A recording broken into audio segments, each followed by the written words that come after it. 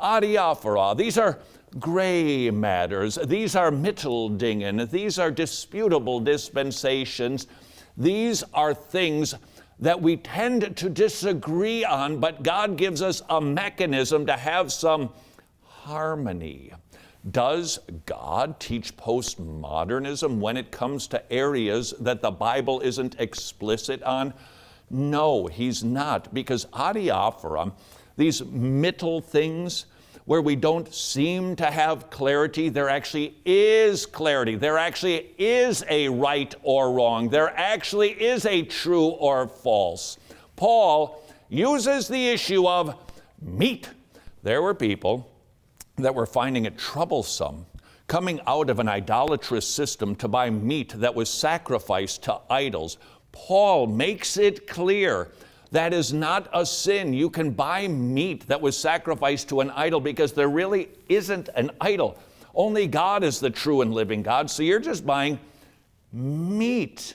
On the other hand, you had people saying, oh yeah, let's eat the meat. It's good. Maybe it's cheaper. I don't know. They had a coupon, but you've got two people inside of the church. Oh, eating a meat sacrificed to an idol, it's a sin. Others who are saying, no, it's not. Paul doesn't say, you're both right. That's postmodernism.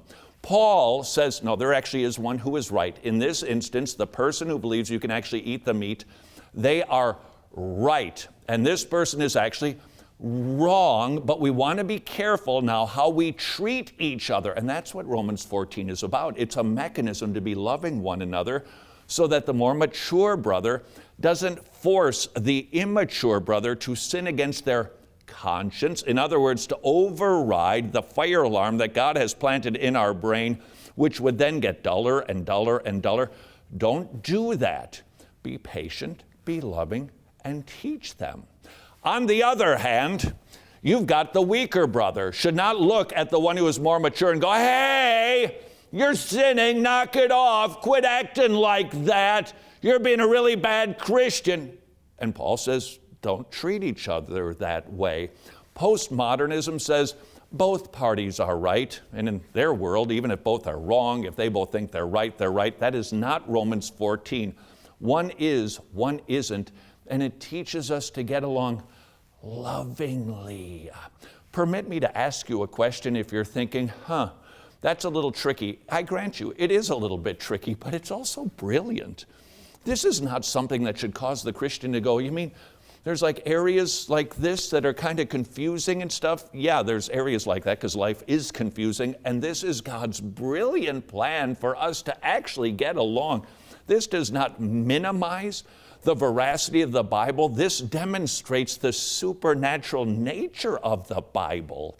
You could have put me in a box for 1,000,000 years. I would have decomposed, but the point is, I would have never come up with something like this, and you wouldn't either, but God did, and it is biblical, and it is His tool to just help us get along, and it is not postmodernism. Good afternoon, ladies and gentlemen. This is